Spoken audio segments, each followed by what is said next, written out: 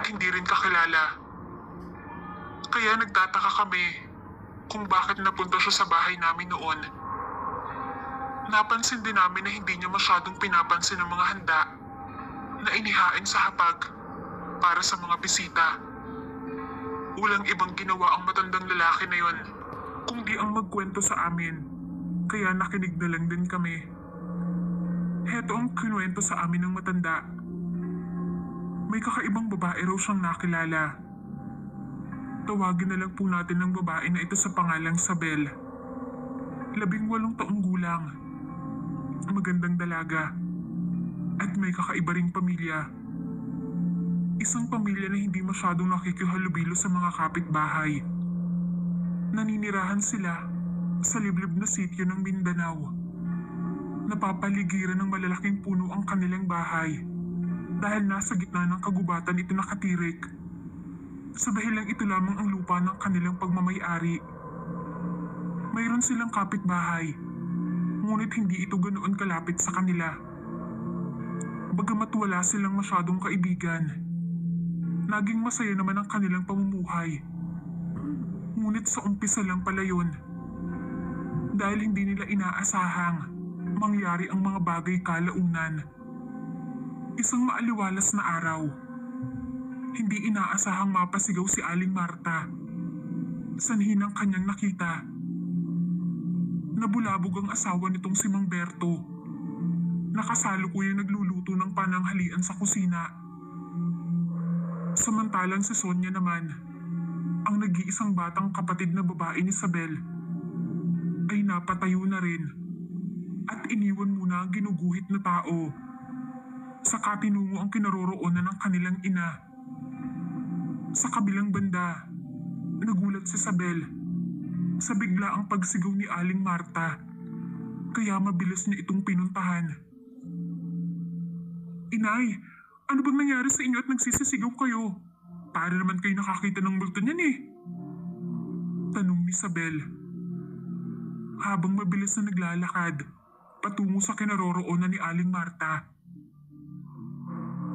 Sa halip na sumugot ang ginang, ang kapatid na dalaga na si Sonia ang nagsalita. Hay naku ate, mas malala pa sa multo to. Kumunot ang noo ni Isabel. Bakit? Ano ba yan? Tanong ng dalaga. Hindi ano, kundi sino? Nakangiti namang tugon ng ginang. Tiningnan ni Isabel kung sino ang tinutukoy ng kanyang ina at kapatid. Bumungad sa paningin ng dalaga ang maamong mukha ni Paulo, ang nag-iisang masuyong mangingibig ni Isabel. May dalang isang bungkus ng bulaklak ang binata at nakangiti itong bumati sa pamilya ng kanyang kasintahan. Maliban na lang sa padre di pamilya na si Mang Berto, dahil tila wala itong pakialam sa nangyayari. Pinapasok na nga ni Isabel si Paulo sa kanilang munting tahanan. Nayari lang sa kawayan. Saglit na nagkumustahan at nag-usap ang magkasintahan. Kung ano-anong bagay na lang ang kanilang pinag-uusapan, habang abala naman si Aling Marta sa paghahanda ng kanilang merienda. Si Sonia naman ay bumalik na sa mesang nasa gilid at itinuloy ang pagguhit nito. Hindi nagtagal, napagpasyahan ni Paulo na ayain si Isabel na mamasyal sa pinakamalapit na puok pasyalan ng kanilang sityo. Naisip ni Isabel na magandang ang mamasyal ngayon doon dahil panahon ng tagsibol ng mga bulaklak.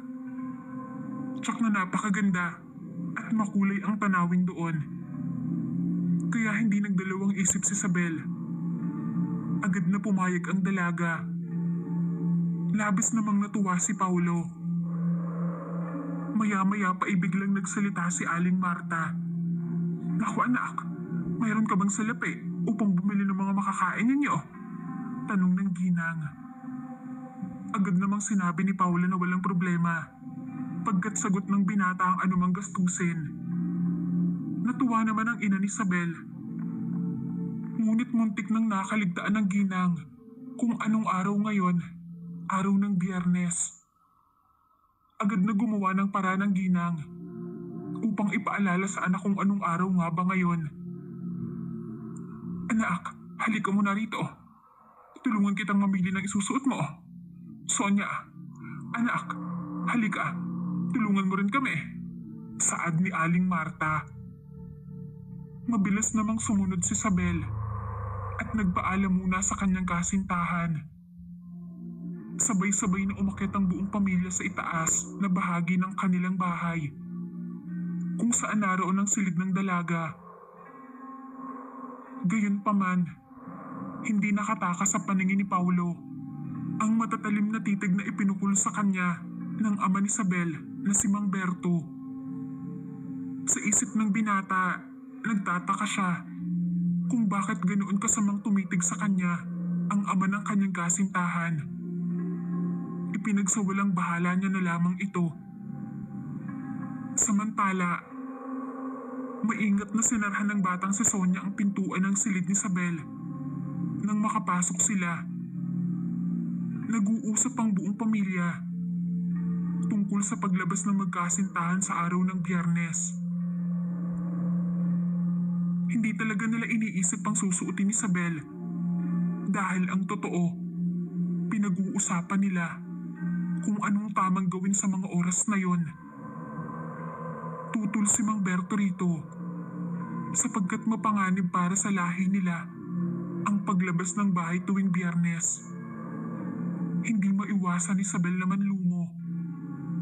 Mabuti na lang at may paraan na alam si Aling Marta upang hindi maudot ang kasiyahan ng kanyang anak na dalaga. Sa huli, napapayag pa rin si Mang Berto sa gusto ng kanyang panganay.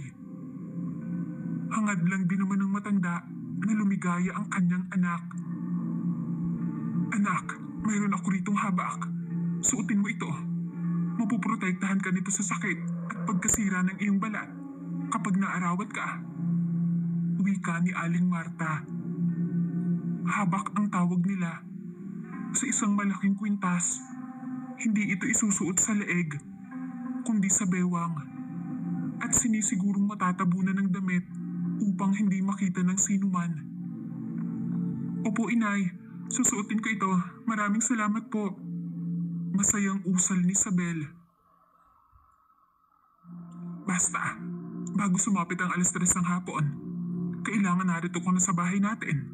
Dahil alam mo na kung ano mangyayari sa katawan mo. Paalala pa ng ginang.